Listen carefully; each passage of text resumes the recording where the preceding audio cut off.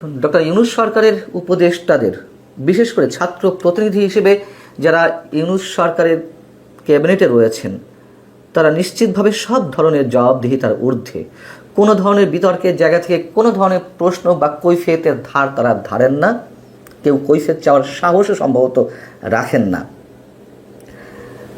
রোববার হযরত শাহজালাল আন্তর্জাতিক বিমানবন্দরে সরকারের যুব ও ক্রীড়া এবং স্থানীয় সরকার বিষয়ক উপদেষ্টার ব্যক্তিগত লাগেজ থেকে যে গুলিভর্তি অস্ত্রের ম্যাগাজিন উদ্ধার করা হলো তাকে কেউ কোনো ধরনের কোনো প্রশ্ন করতে পারেননি, কোনো ধরনের জিজ্ঞাসাবাদের মুখোমুখি হতে হয়নি। বিষয়টি হচ্ছে, রোববার তিনি টার্কিশের উদ্দেশ্যে মরক্কোগামী একটি ফ্লাইট ছিল, সেই ফ্লাইটে তার টার্কিশে যাওয়ার কথা।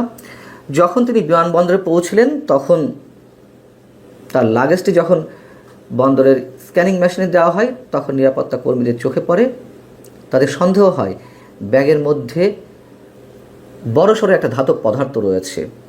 তখন তারা বিনয়ের সঙ্গে ব্যাগটি লাগেজটি ভালো করে চেক করতে চায়, দেখতে চায়। তো আসিফ মাহমুদ সজীব ভুঁইয়া নীরব ভূমিকা পালন করেন, অথবা তাদেরকে অনুমতি দেন না দিয়ে তো উপায় নেই। তখন লাগেজটি খুব ভালো করে চেকিংয়ের পর ম্যানুয়ালি তারা সেখান থেকে গুলিভর্তি অস্ত্রের একটি ম্যাগাজিন উদ্ধার করেন। তারা তো কিংকর্তব্য বিমূঢ় হয়ে পড়লেন। ডাকা হলো ঊর্ধ্বতন কর্মকর্তাদের, তারা ছুটে এলে কি হবে? কিছুই না। হঠাৎ করে একজন সম্ভবত সচিব পদমর্যাদা এক ব্যক্তি সেখানে উপস্থিত হলেন, সব কিছু তড়িঘড়ি করে নিজের নিয়ন্ত্রণে নিলেন এবং ওই গুলিভর্তি অস্ত্রের ম্যাগাজিনটিও তিনি নিজের জিম্মায় নিলেন, নিজের হেফাজতে নিলেন। আসিফ মাহমুদ সজীব ভুঁইয়া বীর দর্পে বিমানে উঠে পড়লেন, আর ওই সচিব পদমর্যাদার ব্যক্তিও বিমানবন্দর ছেড়ে চলে এলেন। এই ঘটনায় তাকে কেউ কোনো ধরনের প্রশ্নও করেনি, জিজ্ঞাসাবাদের কোনো প্রয়োজনীয়তা অনুভব করেনি, অথবা প্রয়োজনীয়তা অনুভব করলেও সেই সাহস তাদের ছিল না জিজ্ঞাসাবাদের। যদিও আসিফ মাহমুদ সজীব ভুঁইয়ার পক্ষ থেকে একটি অজুহাত দাঁড় করানো হয়। কী অজুহাত? যে আমি ব্যস্ততার কারণে আমার ব্যাগ থেকে এই ম্যাগাজিনটি সরাতে ভুলে গিয়েছিলাম। বিমানবন্দর এলাকায় একজন মন্ত্রী পদমর্যাদার ব্যক্তির লাগেজে এই ধরনের গুলিভর্তি ম্যাগাজিন পাওয়া যাবে, সেটা আমরা খুব স্বাভাবিকভাবে নিয়ে নেব। আর সরাতে মনে ছিল না, আচ্ছা ধরে নিলাম সরাতে মনে ছিল না, ঠিক আছে, ভুল হতেই পারে। আমরা ধরে নিলাম যে এটি বৈধ অস্ত্র, ধরে নিলাম, কিন্তু তার তো একাধিক নিরাপত্তা কর্মী রয়েছে, অস্ত্রধারী নিরাপত্তা কর্মী রয়েছে, নিয়োগ দেওয়া থাকে মন্ত্রীদের জন্য, তাদের নিরাপত্তার জন্য। তাকে কেন ব্যক্তিগত অস্ত্র নিজের রাখতে হবে? কি কারণে? অনেক বড় প্রশ্ন। এবং এ বিষয়ে সিভিল অ্যাভিয়েশন কর্তৃপক্ষ বা বিমানবন্দরের নিরাপত্তা বিভাগ কোনো ধরনের আনুষ্ঠানিক কোনো মন্তব্য করেনি, এমনকি স্বরাষ্ট্র মন্ত্রণালয়ের পক্ষ থেকেও কোনো বিবৃতি দেওয়া হয়নি। কি বিবৃতি দিবে? এর আগে যত সরকারের মন্ত্রীরা ছিল বা আমরা দেখেছি, তারা কি কখন নিজের পকেটে অস্ত্র রাখতেন, নিজের লাগেজে অস্ত্র রাখতেন? নিরাপত্তা কর্মীরাই তো নিয়োজিত থাকেন তাদেরকে যে কোনো দুর্ঘটনা থেকে রক্ষা করার জন্য। আমাদের মনে রাখা দরকার, আসিফ মাহমুদ সজীব ভুঁইয়া এর আগে কিন্তু নিজের মুখে একটি টেলিভিশন চ্যানেলকে বলেছিলেন সাক্ষাৎকারে, 5 আগস্ট শেখ হাসিনা সরকার যদি পতন না ঘটতো, শেখ হাসিনা যদি দেশ ছেড়ে চলে না যেতেন, তাহলে তাদের প্রস্তুতি ছিল সশস্ত্র বিপ্লবের। অস্ত্রের মজুদ ছাড়া তো সশস্ত্র বিপ্লবের বিষয়টি মাথাতেই আনা যায় না। সেই অস্ত্রগুলো কোথায়? যদি আমি আসিফ মাহমুদ সজীব ভুঁইয়ার নিজের বক্তব্যের কথা বলছি, তাহলে তারা প্রস্তুতি ছিল তো তাদের, তাহলে সেই অস্ত্রগুলো কোথায়? এবং পুলিশের যে অস্ত্রগুলো লুট হলো, আইন শৃঙ্খলা রক্ষাকারী বাহিনী কি একটা অস্ত্র উদ্ধার করতে পেরেছে? সব বাদ দিলাম।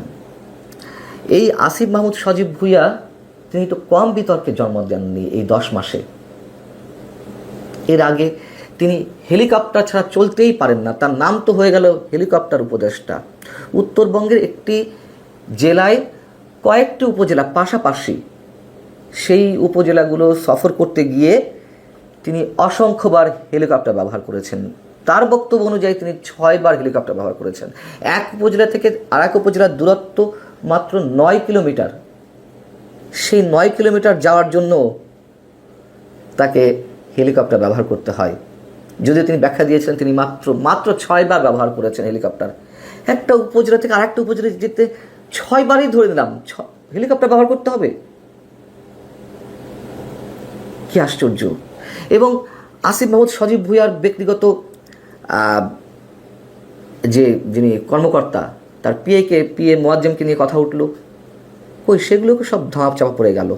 কী সব তদন্ত কমিটি গঠন করা হলো, কয়েকশো কোটি টাকা তিনি সরিয়েছেন দুর্নীতির মাধ্যমে, সব কিছু শেষ, মানুষ ভুলে গেছে। মজার বিষয় হচ্ছে কি, আসিফ মাহমুদ সজীব ভুঁইয়ার ব্যাগ থেকে যে গুলিভর্তি ম্যাগাজিন উদ্ধার করা হয়েছে, সেই তথ্যটি, সেই সংবাদটি দেশের বিভিন্ন গণমাধ্যমে অনলাইন ভার্সনে আপলোড করা হয়েছিল, নিউজ এসেছিল। পরবর্তী দেখলাম তার অনেকগুলো গণমাধ্যমই সেই নিউজটি সরিয়ে নিয়েছে। কেন? কিসের ভয়ে? কার চাপে? জানি না আমরা। আসিফ মাহমুদ সজীব ভুঁইয়ার বাবা ঠিকাদারি লাইসেন্স করেছে স্থানীয় সরকার মন্ত্রণালয়ের, সেটি নিয়েও নানান ধরনের কথা হলো এবং পরবর্তী তিনি দুঃখ প্রকাশ করেছেন। একের পর এক অসংখ্য এই ধরনের ঘটনা ঘটে যাচ্ছে, কোনো ধরনের জবাবদিহিতা নেই। সাংবাদিকরা যখন সাহস করে 2-1 প্রশ্ন করেন, হয়তো কিছু একটা বলার চেষ্টা করেন, আবার অনেক সাংবাদিকের তো প্রশ্ন করতে গেলে চাকরিও থাকে না। এদিকে আমাদের নতুন বাংলাদেশ দিবস বাতিল করা হয়েছে। প্রধান উপদেষ্টা ডক্টর মোহাম্মদ ইউনূসের অনেক স্বপ্ন ছিল যে এরকম একটি দিবস ঘোষণা করা হবে, যে নতুন বাংলাদেশের জনক সম্ভবত তিনি হবেন, তাকে ঘোষণা করা হবে। কিন্তু তার নিয়োগকৃত ছাত্ররা তার বক্তব্য অনুযায়ী যখন প্রচণ্ড প্রতিবাদ করলো, তখন বাধ্য হয়ে সরকারকে সেখান থেকে পিছু হটতে হলো। কি একটা অসাধারণ বিষয়! প্রজ্ঞাপন জারি করা হলো 8 আগস্ট নতুন বাংলাদেশ দিবস। এমন এক বাংলাদেশ আমরা নতুন পেয়েছি যেখানে মকতন্ত্র ছাড়া আর কিছুই নতুন কিছু আসেনি, এটি মানুষের অভিযোগ। এবং এই ছাত্র উপদেষ্টা চাইলে তো ডক্টর মোহাম্মদ ইউনূসকে সরিয়ে ফেলতে পারে, প্রমাণিত সত্য। তিনি সহজে এই ছাত্র উপদেষ্টাদের বিরুদ্ধে কিছু বলেন না। যেই এক্সাম্পলটি আমাদের সামনে আসিফ মাহমুদ সজীব ভুঁইয়ার ক্ষেত্রে স্থাপিত হলো, যে দৃষ্টান্তটি, সেক্ষেত্রেও নিশ্চয়ই সরকারের তেমন কোনো বক্তব্য থাকবে না, এটাই স্বাভাবিক।